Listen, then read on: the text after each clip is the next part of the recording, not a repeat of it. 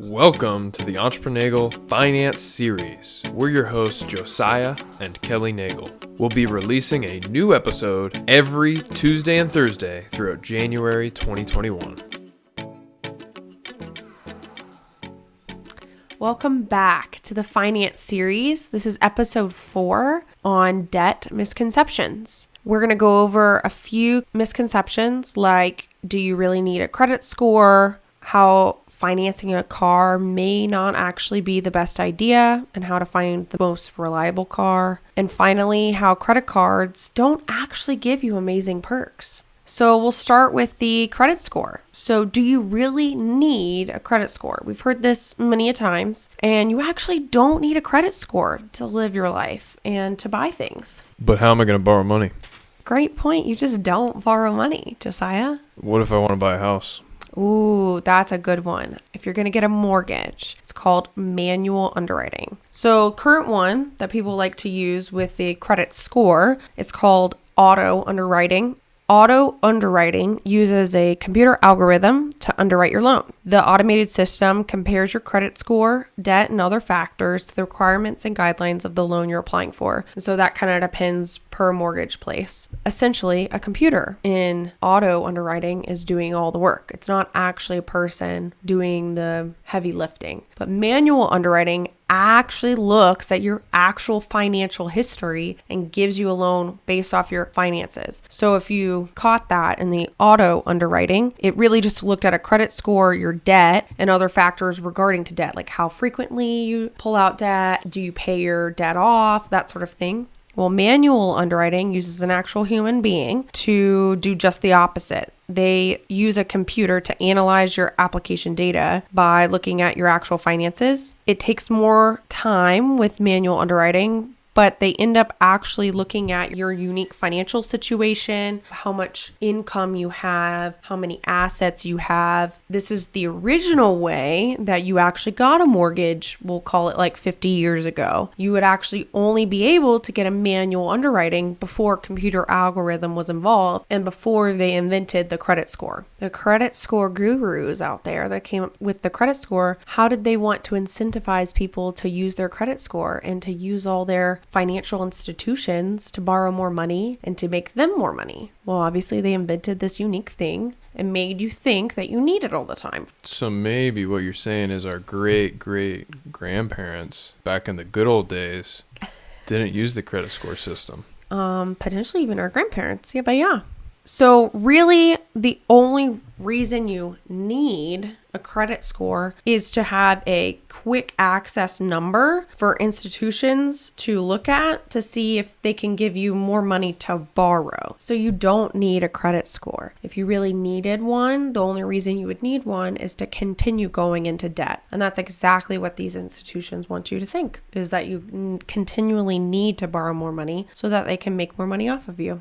So manual underwriting is a great option for getting a mortgage if you need to or desire to without playing the credit score game. There are some downsides, like you said. It can take a little longer. But I feel like that ends up being better. That makes you think longer about these several hundreds of thousands of dollar loans when sometimes it might be a great idea to like, okay, let's slow down. How much can we actually afford? How much can we afford monthly if we're getting a mortgage? How much can we put down on a house that would help our mortgage payment per month? And that sort of idea. What do we actually need in a home? Versus just like, I just love this place. Let's get it quick. It maybe makes the biggest house I can get approved for. Exactly. And dangerous financial mentality. And that's not necessarily the best way of doing it. So where do you find manual underwriting? Churchill Mortgage is a great option, endorsed by Dave Ramsey. And we've ourselves looked into buying a house in the past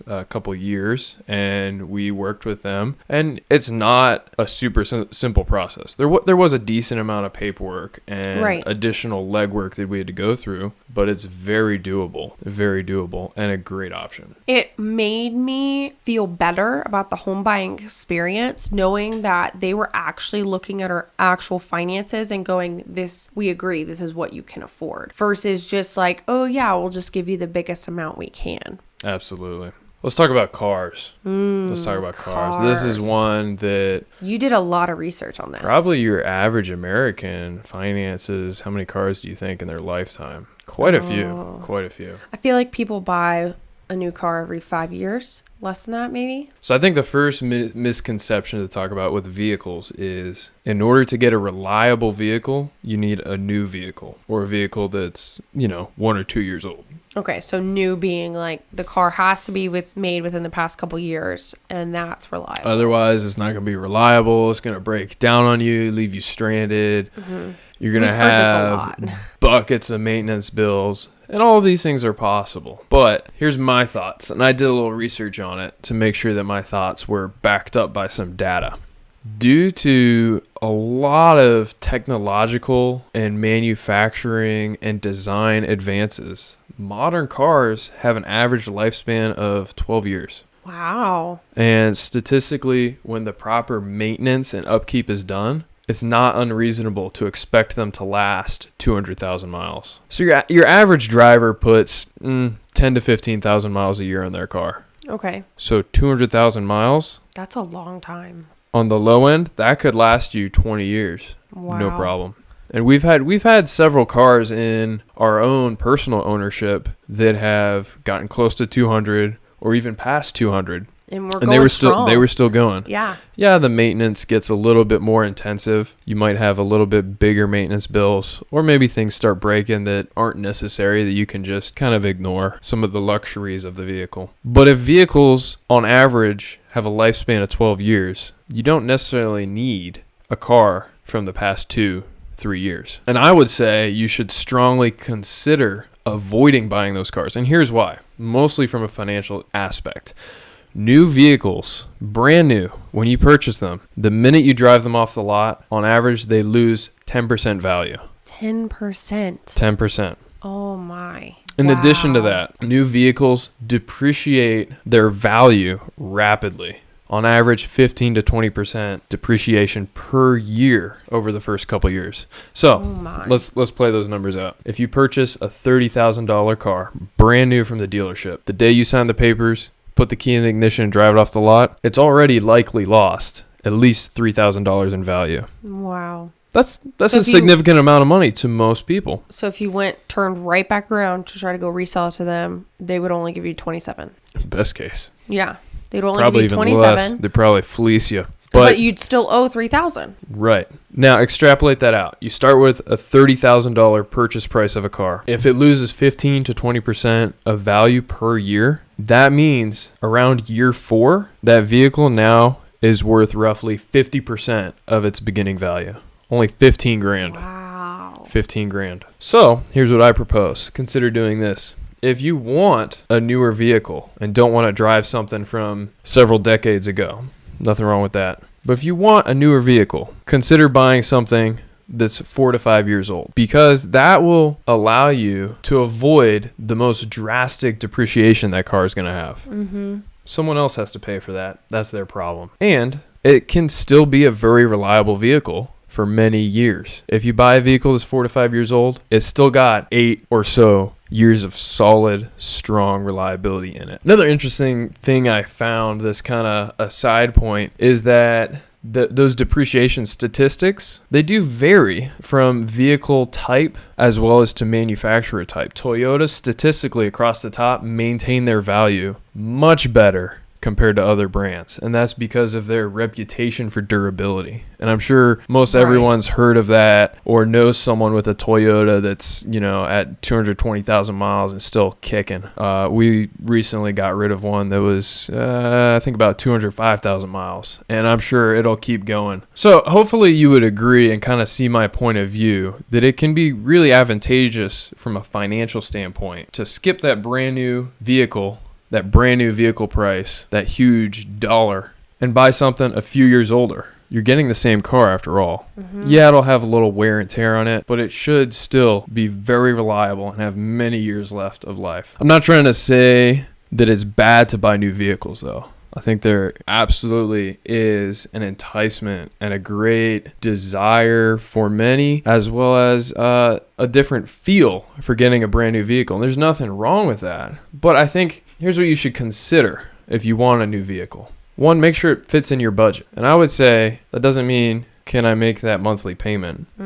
That means, can I pay cash right now for this vehicle? And if you can't, it's probably too much car for you and you probably can't afford it. Number two, you need to be aware that that car is immediately going to lose value and very rapidly over the following years. So if you finance it and need to sell it in a year, it's very likely you could owe more than the vehicle's worth. And that could put you in a tight spot. Which brings me to financing vehicles. I just made the bold statement that I think you should always pay cash for cars. But why is that? So in 2018, the average new car payment was over $530 a month. Wow. And the average interest on that was around 5 to 6%. The average used car payment around $380 per month, with an average of 9 to 10% interest. And this is usually a 5 to 6 year financing option there. Because of that interest, financing a vehicle is the most expensive way you could ever purchase a car.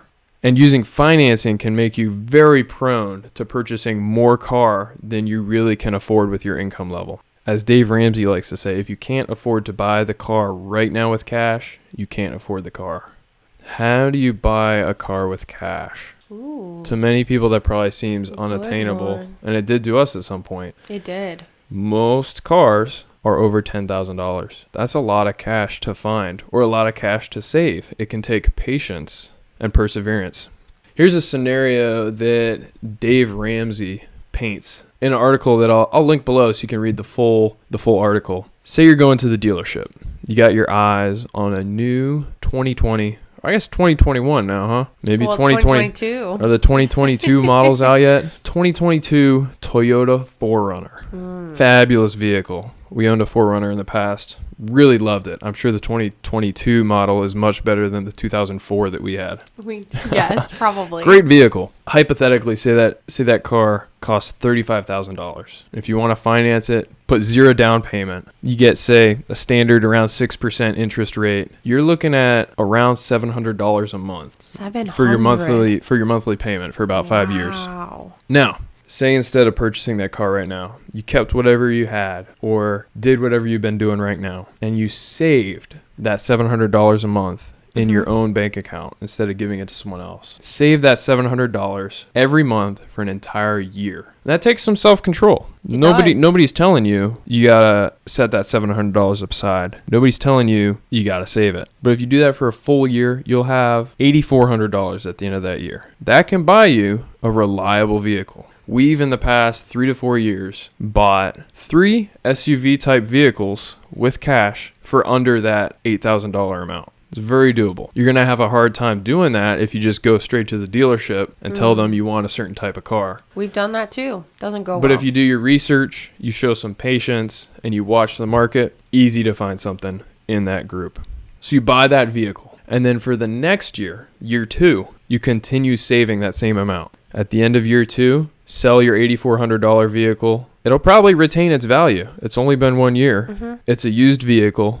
All that major depreciation happened under someone else's watch, their problem. And you now, with the cash that you saved in year 2, can buy something in the $16,000 to $17,000 vehicle. It's a lot of great vehicles in that range, especially if you're looking at smaller sedans and things. Well, from of the that average, type. from the average you gave before, that's only 4 to 5 year old car. The average would have been about $15,000. Absolutely. Now, take that vehicle, that solid, reliable $16,000, $17,000 vehicle, drive it for 2 more years.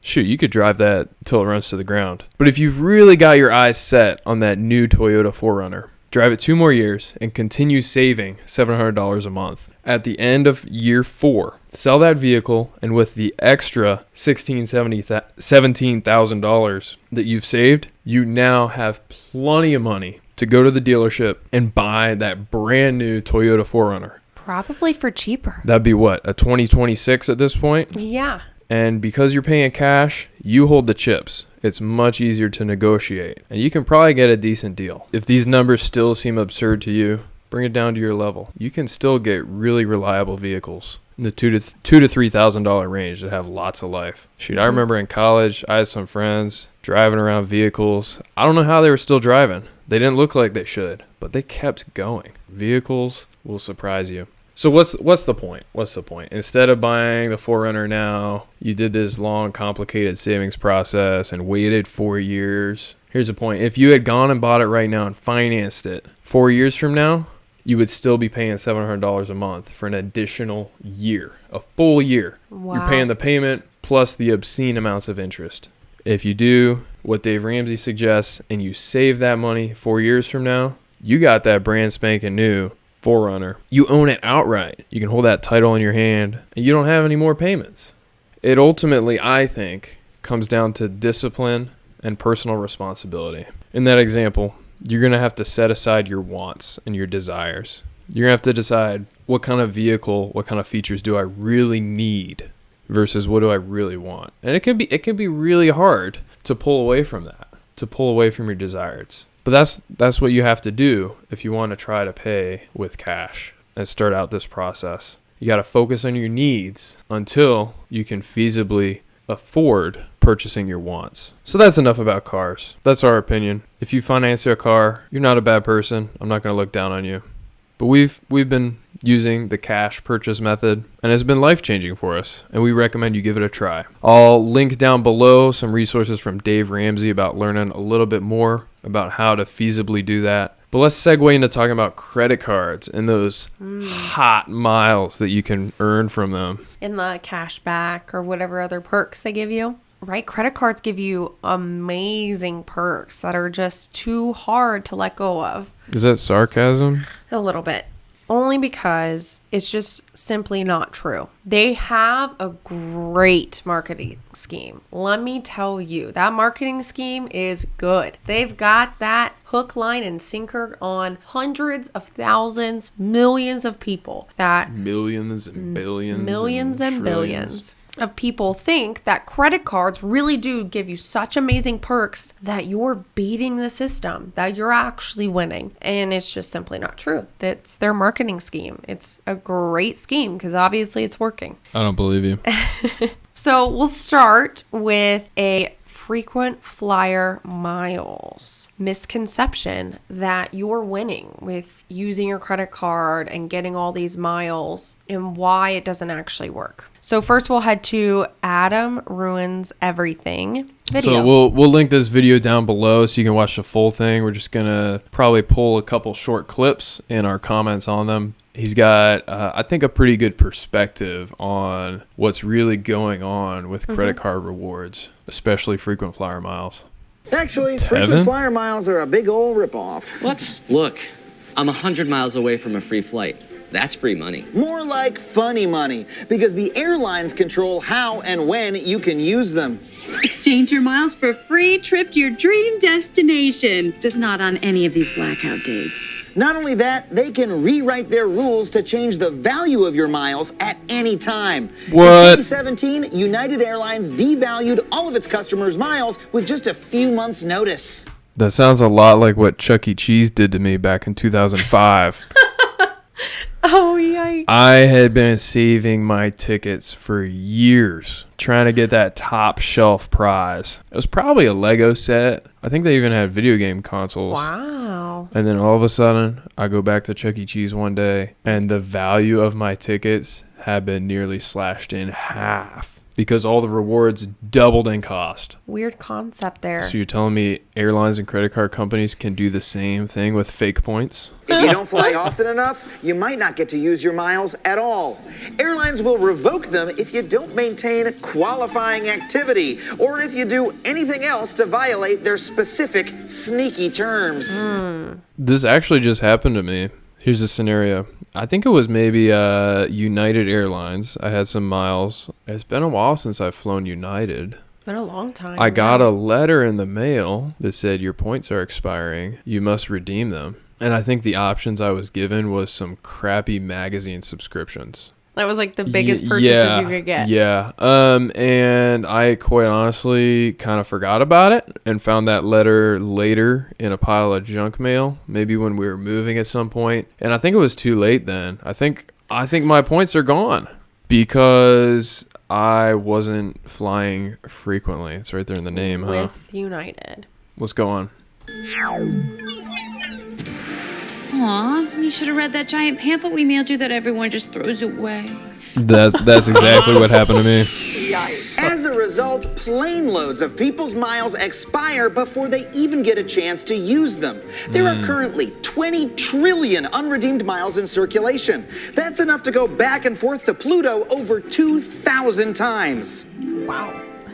So why don't the airlines make it easier to understand? Because all this confusion creates a crapload of cash. The major airlines generate an estimated $10 billion in revenue per year just from their frequent flyer programs. But if the miles are free, then how are they making money? By selling them to credit card companies who use them There as it bait is. to get you to sign up. Impossible. I earn hella rewards with every dollar I spend. Yeah, but are you paying off your balance every month? Close to half of credit card holders carry debt, and the massive interest they charge you on that completely wipes out any points or miles you've earned. But no, okay, the Rewards Dude blog clearly states that this card is the best one to game the system. Yeah, the paid referral link system. Credit card reviewers actually make money every time someone signs up for a credit card from their site. Check their I motivation. always fly for free using my Vibranium member rewards. The same rewards that I make 7 figures a year promoting. What? Vibranium. You know what? So as this video audio shows, or I guess listens, you don't actually ever game or win this system. You end up losing every time. It's not necessarily that you might be behind on payments or that you're not using your miles so you need to. You end up focusing so much on the whatever United, Alaska Airlines, the Delta, the Southwest. All of these airline companies are trying to get you hooked onto their flights only. And that's the whole point. You ultimately need to go for a cash-based system where you just pay cash for whatever it is. Because what ends up happening is if you go onto that reward system, and there's plenty of other places that do this, like a local grocery store. We have Fred Meyer. Costco also does a little bit of this. Fred Meyer does, if you spend the X amount, you get a cash back to their store. Costco, similar concept. If you spend X amount or whatever, you get 2%. And those are great systems to keep you spending at their store. So the airlines, for instance, Yes. keep you spending money on their airlines by using this system. It's a marketing scheme. Yeah, so if you have United points, United might not have the most convenient or the cheapest flight for what you're looking to do. And those points might not be available to spend on the dates you want to fly on. But because you have those points, you're 9 times out of 10 going to choose their flight, so they win. And yeah, you might get a decent discount. You might save a few dollars. You Right. might get a free flight, but you're still playing by their rules. Exactly. And they can, just like Adam said, they can change the rules at any time. They can devalue your points. They can change the cash back. They can do whatever it is. And ultimately, it's another way to get revenue in of increased sales that they sell to you directly. Maybe you didn't plan on going on another vacation this year, but you had the mileage points, so you went ahead and used it. And you might have had to spend a little bit more money to go ahead and cover the rest of the cost for that trip instead of paying with cash. And then you're like, no, we can't afford it this time, or we don't feel like flying on those dates. We're going to fly at this time. They have you gamed onto their system, and they give you and sell you those incentives with the credit cards. And so the credit cards get looped in into thinking that, okay, I get more points this way. But in actuality, you just end up spending more money in general. It becomes a psychological effect that causes you to want to spend more money. In many cases, probably more than you should or more than you intend, because in the back of your head, you're thinking, oh, I get 2%. Did you know credit cards aren't the only way to get cash back and rewards? What? Yeah, there's actually debit cards out there that will give you rewards. I have one. It's a business debit card through PayPal. And the percentages vary, but consistently you get 1% back. Okay. Not huge, but it's something. It's something. And with business spending, that's nice. There's other ways. There's some rebate shopping sites. For online shopping? For online shopping primarily, but there's also ways to link it to in-store shopping to get rewards through that. Rakuten, Top Cashback. are some, and you can earn as much as 10, 15, 20% cash back from your online purchases. So look into, if you really want cash back and want to be a savvy shopper, look into other options like that and think outside the box of just the credit card game. Just realize that when you stop using your credit card to like just earn these rewards, you end up saving money because you spend less, and you in turn can just go ahead and save that money for whatever trip, whatever big ticket item that you want. Instead of trying to earn the extra points by spending more money on the card or at these store locations, go ahead and just save that money. That's our opinion on credit cards. If you disagree, tell me why in the comments. I want to know. I know a lot of people think that the only way is to use credit cards. Yeah. So I think our opinion is a little different. Mm-hmm. So let me know why we're wrong. Send us a message on Instagram as well if you find it different, or comment on one of our photos. And the bacon bagel and AK. jelly bagel _AK _AK.